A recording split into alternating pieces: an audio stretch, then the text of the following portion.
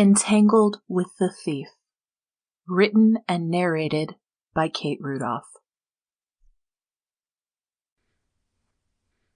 Chapter 1. Crystal Lake Savings and Loan sat a little off the main road in a nice office park in Crystal Lake, Wisconsin.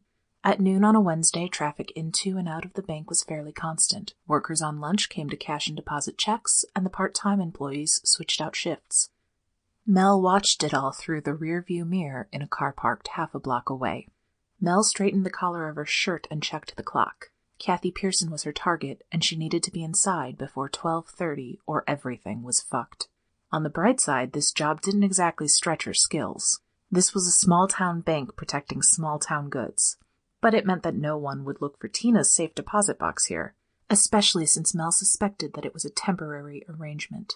The scry crystal was the only item of Tina's that would be found in the bank, probably in this state. But Mel didn't need anything else from the witch, not anymore. Once she had the crystal, she would be well on her way to taking on the one person who had no place living anymore.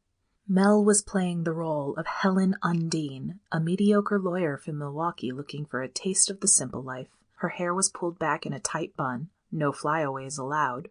Her suit was 2 shades darker than beige and particularly unflattering, though expensive. She wore a small strand of pearls and a gaudy engagement ring.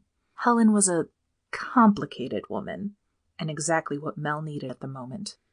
She wore flats, even though Helen would normally wear heels. But some things needed to be sacrificed for convenience, and running in a skirt suit would be difficult enough. She had no desire to trip over unnecessary inches.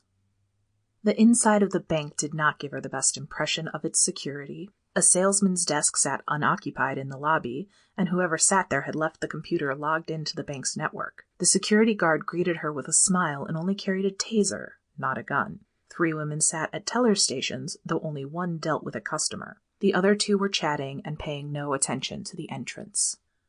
She smiled when she saw Kathy Pearson walk across the room. The woman did a final check of the tellers 20 minutes before the end of her shift, and had been doing so each day that Mel cased the bank. Mel stepped forward quickly, clutching the briefcase, and bumped into the bank manager. "Oh, excuse me, I'm so sorry," said Kathy. She gave Mel a quick once-over, noting the jewelry and the fine leather of her case. "I didn't see you there. Is there anything I can help you with today?" "Perfect." Mel put just enough frustration into her stance and tilted up her nose before speaking. "Yes."